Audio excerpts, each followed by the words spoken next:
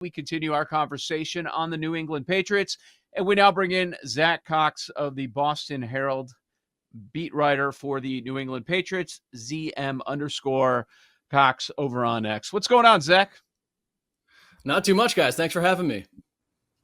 We're excited because everybody else that we talk to is excited about the team that they come on to talk about. Joe is, I believe, keeping track with a Sharpie of all the guests who say they like the over of the team that they're on to talk about. It's usually a popular thing. Where would your excitement start turning the page from last year with Gerard Mayo to this year with Mike Vrabel? It has to start right there with Mike Vrabel.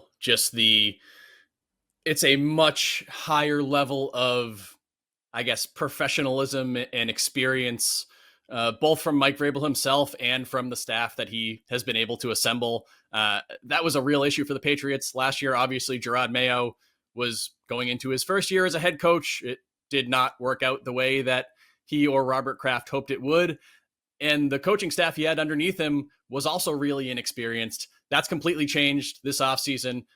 Also, there are some key improvements to the roster as well, but I think it has to start right there with Mike Vrabel and the staff he was able to put together beneath him. Yeah, let's talk about those key improvements because you wrote about it. Everybody was talking about it. We were talking about, the Patriots have all this. They've got the most money to spend, over $100 million. And okay, we've got some key draft picks, which will play key roles immediately, and a bunch of new starters in free agency. I think it's projected 8, 4 on offense, 4 on defense. Free agency is what it is. People talk about it a lot, and they act like you're going to have a whole new team. And yes, there can be upgrades, but a lot of times there's a reason they're there, and they're at kind of like maybe they're getting their last contract before they wrap things up in their NFL career. All these changes, offensively and defensively, in the free agency part, before we get to the draft picks, how'd you think they did overall? Overall, on paper, you can see a clearly improved roster, I would say, especially on the defensive side. Bringing in Milton Williams, bringing in Robert Spillane at linebacker, Carlton Davis at cornerback. You can really say that they improved all 3 levels of their defense, which really was a weakness of this team last year. For all the problems they had offensively, their defense was just incredibly inconsistent, really poor from a playmaking perspective. I think some of the additions they made there, plus getting someone like Christian Barmore back, who missed almost all of last season with blood clots. He says that he's full go now. You should see a much more representative defense from the Patriots this year. Offensively, it's still a bit of a question. They're going to be relying a lot on some young players, most notably quarterback Drake May, who was very promising last season, but also pretty inconsistent as well. He had some turnover issues. They're going to hope that the offensive line in front of him has improved, and they're going to hope and they're going to need Stephon Diggs, who was their kind of big marquee free agent addition on offense. They're going to need him to look something like the Stephon Diggs of old. We'll see whether that will happen. He's coming off an ACL tear. He's getting up there in age. He's going to be 32 this year. But the fact that he is already back on the field, full go, full practice, about 8 months removed from that ACL tear, definitely a kind of promising sign. It seems like he is going to be good to go for week 1 and ready to go for this offense right away. He's a player that Drake May really needs. The Patriots haven't had that kind of pure number 1 receiver in forever. If he can even be 75 to 80% of the old Stephon Diggs, I think it's going to really improve this offense and really help Drake May. Yeah, it's amazing N'Keal Harry never panned out. That was sort of the beginning of the end for Belichick and the wide receiver core and all that. That was like, not good. Last year, their leading receiver had 674 yards, but it wasn't a receiver. It was a tight end, Hunter Henry. So they're going to need some more skill and speed, no doubt. Of the new guys they brought in, whether it be from a prop standpoint or maybe a sleeper in fantasy, who's somebody that's caught your eye, whether it be a receiver or a running back? From a new additions perspective, I do like Stephon Diggs. I'm a little just wary of him right now just because we don't know exactly how he's going to look on the field in games coming off that injury. It usually that's something that usually takes guys a little bit, if not a full season, to kind of be back to where they were pre-injury. We saw that with Kendrick Bourne last year. He really didn't look like the same player coming off the ACL tear. But from new additions, I really like rookie Travion Henderson, second round running back. And you mentioned, Sammy, the lack of speed in this Patriots offense. That's something that Henderson is going to provide. This guy is fast as hell. He's super athletic. He's super explosive. He's not going to be the RB1 for this team. He still has Ramondre Stevenson and Antonio Gibson above him on the depth chart. So from a volume perspective, I'm not sure exactly what you're going to see there.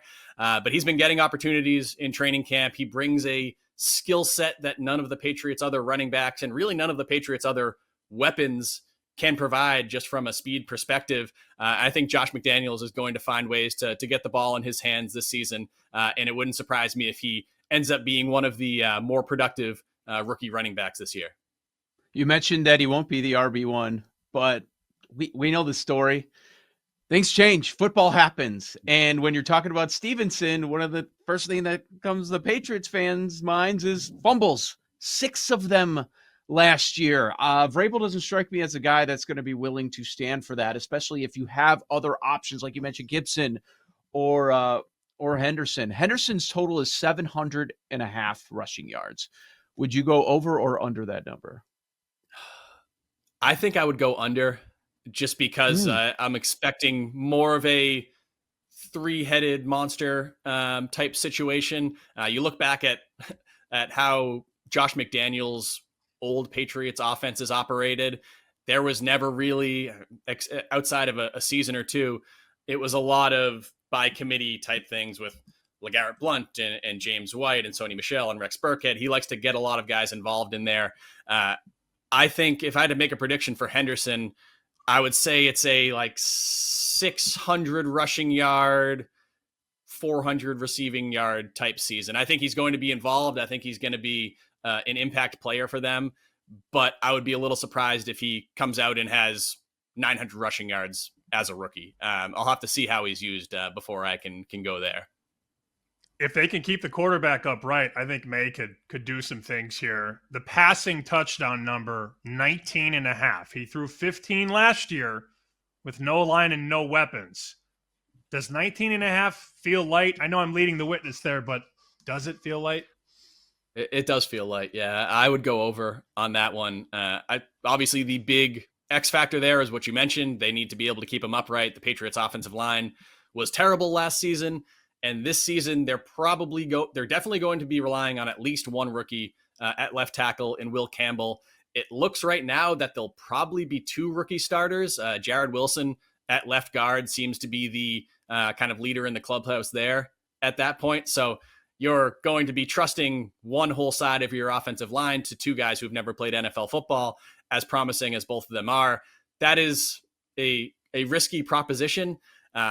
But if the Patriots can solidify that offensive line even a little bit, if they're not as kind of leaky as they were last year, I think Drake May has the talent to really vault up the kind of quarterback rankings in his second season. He's got to cut down on some of the mistakes himself. He threw too many interceptions last year. I think some of those were caused by the poor protection in front of him. But yeah, I'm anticipating a substantial sophomore year leap from May this season. And I think he definitely gets into the 20s for touchdown passes. With Zach Cox of the Boston Herald, breaking down the Patriots here on BetSweats, the BetMGM network. Man, Zach, is this schedule soft? Like, we don't care what you've done. We care what you're going to do. And we always take a close look, obviously, at the betting market on this show.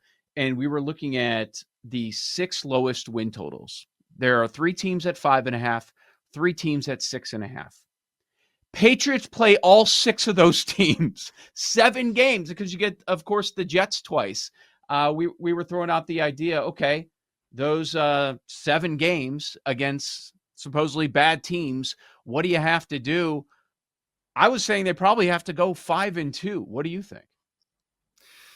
Yeah, I was kind of surprised the other day looking at just the kind of rundown of all the lines of the Patriots games this season. Obviously, preseason lines that are going to change a lot between now and those games, but a team that went 4-13 the last 2 seasons is currently favored in more than half of its games. I believe it's like 9 or 10 or maybe even 11 games that the Patriots are like currently favored in.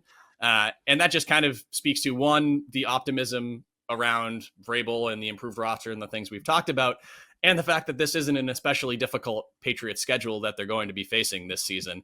I think all of those factors combined, I think this is going to be a fringe playoff team this year. I don't think they're going to be a Super Bowl contender by any means. I don't think they're going to be challenging the Chiefs and the Ravens and some of those other top teams in the AFC. But I think this is a team that can easily get to 9-ish wins and be in that wild card conversation late in the season. I think they're going to be substantially better than they were the last 2 seasons. All right, Mr. Fringe, we got 30 seconds. How many wins? Final answer. None of this fringe, 9-ish. How many wins?